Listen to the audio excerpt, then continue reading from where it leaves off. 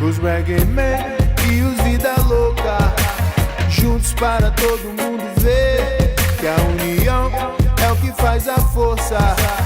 Abrem-se os caminhos pra vencer.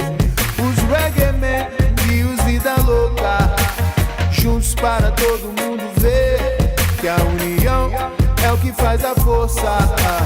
Abrem-se os caminhos pra vencer.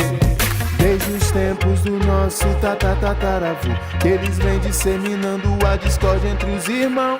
Técnica avançada de colonizador, colocar um contra o outro pra depois tocar o terror. É bom de ver Rocinha e o Morro do Alemão, Ceilândia e o Recanto, Itaquera e o Capão entenderem que matarem uns aos outros nunca será a solução. Mas tretas são tretas, cada qual vai resolver da forma e no tempo que bem entender.